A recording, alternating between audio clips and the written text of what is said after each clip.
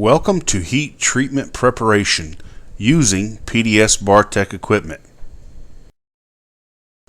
This video is intended to provide a user with basic knowledge of heat treating equipment. As you can see in this image taken at night of heating pads in action, the ceramic blankets used for heating the pipe are glowing. The reason for such high temperatures and heat treatment is to provide the weld area with stress relief. Because metals shrink or contract when they cool rapidly, the use of heated pads reduces the negative effects of a quick cool down. These heat treatment pads can be, and usually are, used pre and post weld. In the first process, you will start by making the thermocouple. The thermocouple is a special fiber-wrapped wire with two exposed wires on one end and a plug connection on the other end. Next, we will discuss the tools and equipment required to attach a thermocouple to a piece of metal. The thermocouple is the most important piece of equipment in the heat treating process. The TC wire is small and the weld connections can be fragile. Special attention should be taken in making and using the thermocouple.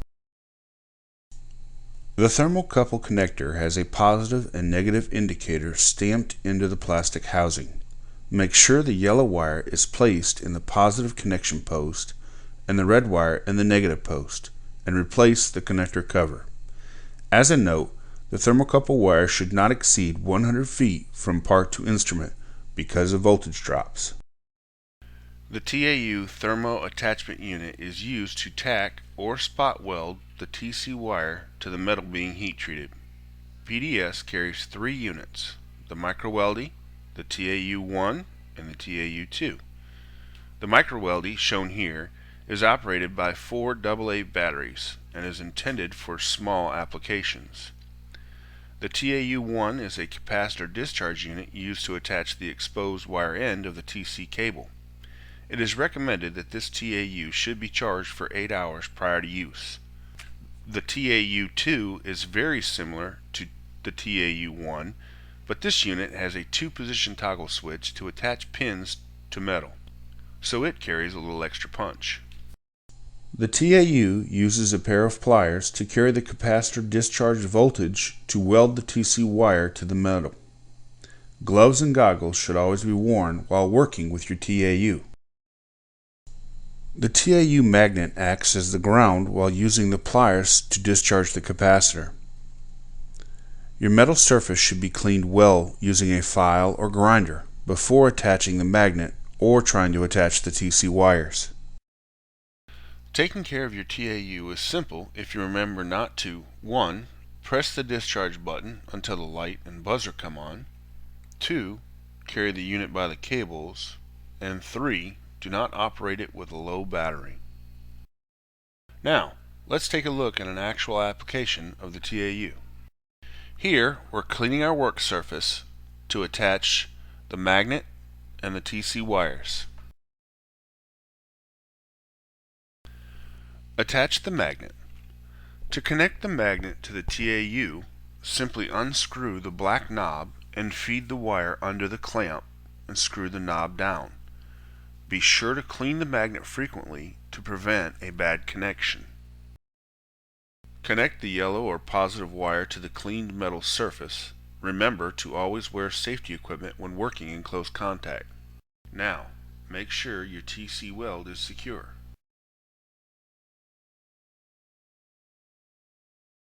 Weld the red wire now and make sure it is also secured to the pipe.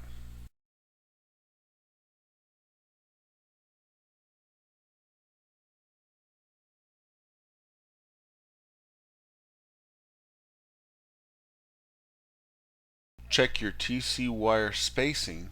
Remember, the wires should be 1/4 of an inch apart. One final note concerning your thermocouple. 1. The wire should extend out of the insulation at least 2 feet. 2. One controlling thermocouple per zone is needed. 3. Placement of a spare thermocouple is recommended. 4. The TC should be placed in the middle of your heating area. Never attach thermocouples when wired to an instrument. Now, we will carry on to PDS-Bartech ceramic pad heaters. The flexible ceramic pad heater is a high-resistance electrical element surrounded by ceramic insulators. The inner element is a braided wire made of 80% nickel and 20% chromium. This wire is woven through high-strength alumina ceramic insulators or beads. Each pad heater has its own unique dimensional quality that gives the heater its optimum working characteristics. Some pad heaters are flexible in only one direction, while others are flexible in two directions. All PDS pad heaters are designed with the same heating characteristics. Each pad heater has a power rating of 45 amps at 80 volts or 3600 watts. The amount of wire element is the same, only the configuration changes. Each pad heater is designed with 18 inches of low electrical resistance nickel wire known as a cold tail. This cold tail, signified by the white marker, prevents the camlock style connectors from overheating. When using your ceramic pad heaters for heating, the ends of the heater tails from the cold tail junction to the power connector must be outside the insulation pad. Remember the placement of the pad in respect to the TC. The thermocouple should be in the middle of the pad. Next, we will discuss the tools and equipment required to attach a thermocouple to a piece of metal. These are the band crimpers. They crimp the band. Here we see the band used to affix the ceramic pad heaters and the banding tightener. Here we see what a proper banding should look like. The band in the ceramic pad is tight, but no beads have cracked due to over tightening.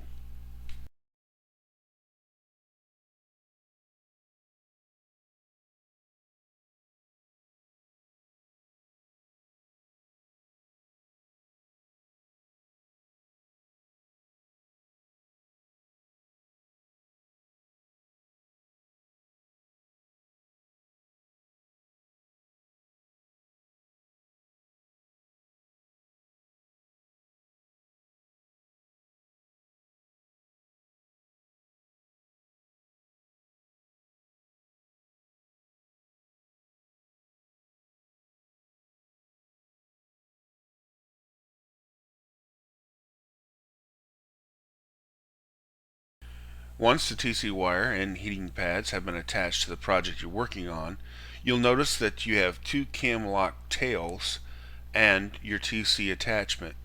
These tails and your TC connection will now connect to a set of cable sets. The PDS Silk Knit Insulation Pad is a reusable thermal insulation blanket. Insulation blankets can be made to almost any size with 1 foot increments. The insulation blanket material has been classified by OSHA as non-respirable and non-hazardous. When placing the insulation pad over a workpiece, the pad should extend about 2 inches past the edge of the heating element, and if working with pipe, the pad should overlap 2 inches.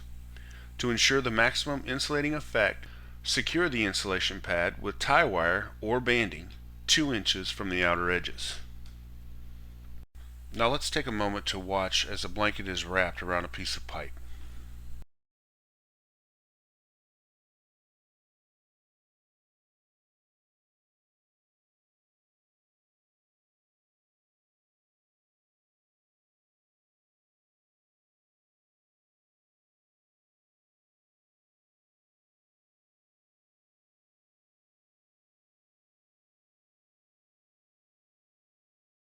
Next, we'll discuss PDS-Bartech cable sets.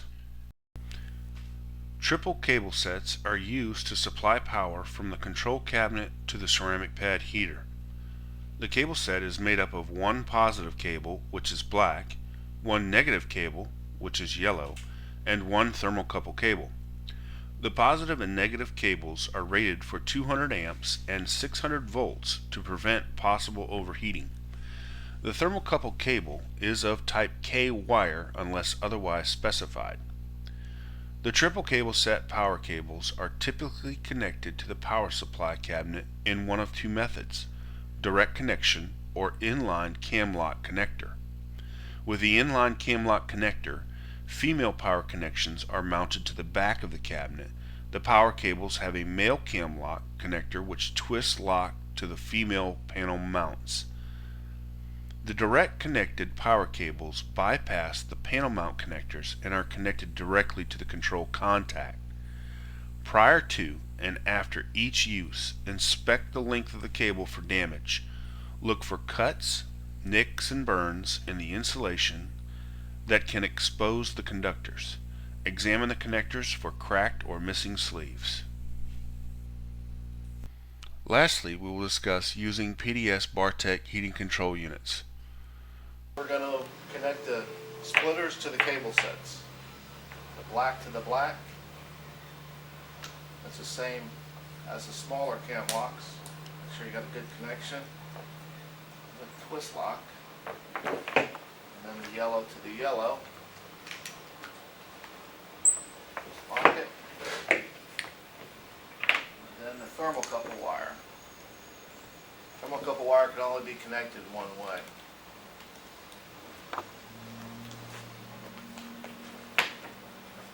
After we plug in our zone 1 and our cable sets and our thermocouple, you'll notice that it's reading an ambient temperature.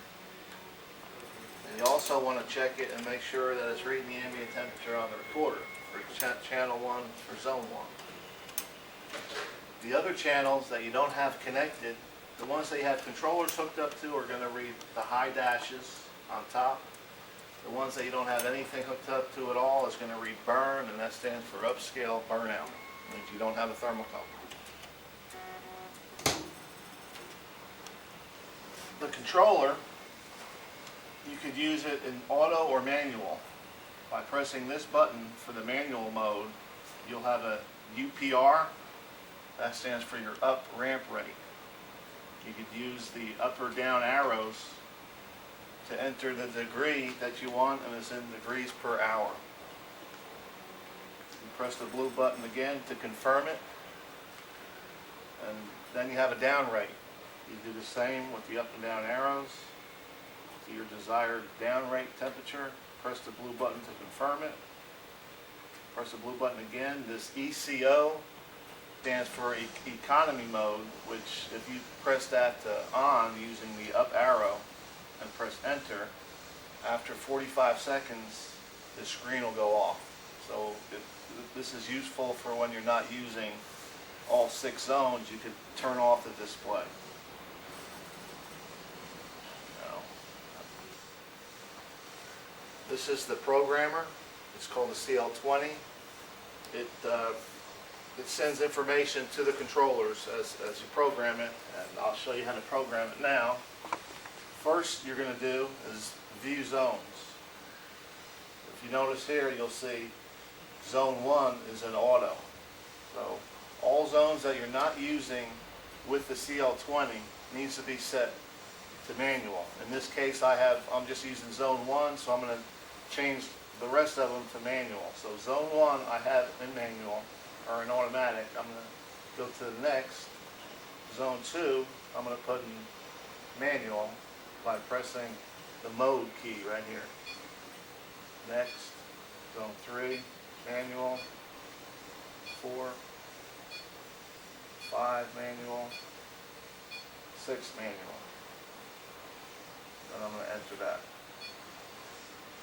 Next, I'm going to load a profile. The CL20 comes with 6 already loaded profiles, which means it's one is for carbon steel standard wall. Then you go to the next is recipe number 2 is carbon steel heavy wall. Recipe number 3 is carbon steel 2-inch. And 4 is chrome moly standard. 5 is chrome moly 1.5 inch. And 6 through 10 are vacant, where you could enter your own programs if they're different. Okay, so we're going to go back to load profile. We're going to load profile 1. It's going to ask you, do you want to load profile 1? We're going to push yes. Now we can view it to make sure it's what we want.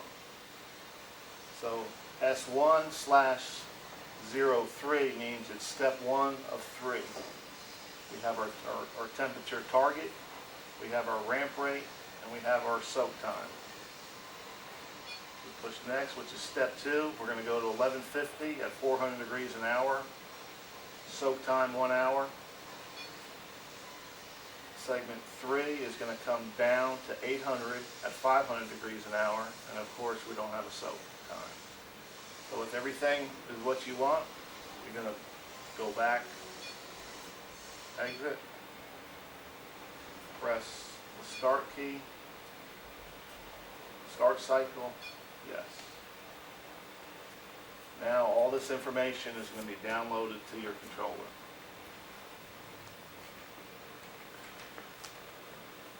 Okay, we're going to be using Zone 1 in auto with the programmer, so I need to go back and make sure that my up and down rates are set to 0.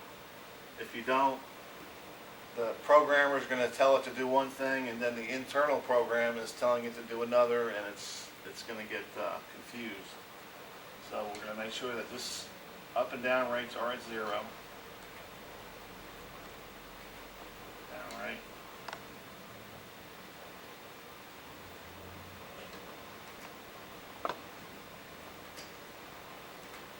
Okay, now we're ready to program the CL20. Okay, you could also load your own recipes in here, and I'll show you how to do that now. You're going to push load profile. We're going to push the next button until we come to a vacant recipe, which is recipe 6. We're going to reset it. Use factory data for profile 6. No. Okay, then we're going to set it by pressing edit profile. Okay, it's going to come up to a screen that's going to say segments, shape, and band. The segments is for how many segments you want, which is your ramp rate up, your soak is one segment, and then your ramp rate down is another segment. But typically, you're going to want a moderate rate to 600 degrees, so that's one segment. So we're going to do that one now. So press segments. The count is 3 is what we want. We want moderate rate up. Then from that point, that's one segment. From that point, it's going to be 400 degrees an hour, or whichever you pick. A soak time, that's another segment. And then the down degrees per hour to a set point, which is 3 segments. So we're gonna leave it at 3. It's preset to 3. You can change it if you have more segments.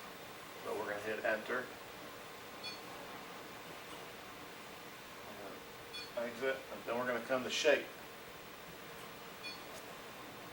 Shape is the shape of the segments going up. You got a ramp, soak, and a down. So we're gonna, right now we have segment 1 of 3, 750 degrees at 999 degrees an hour. We're going to edit that.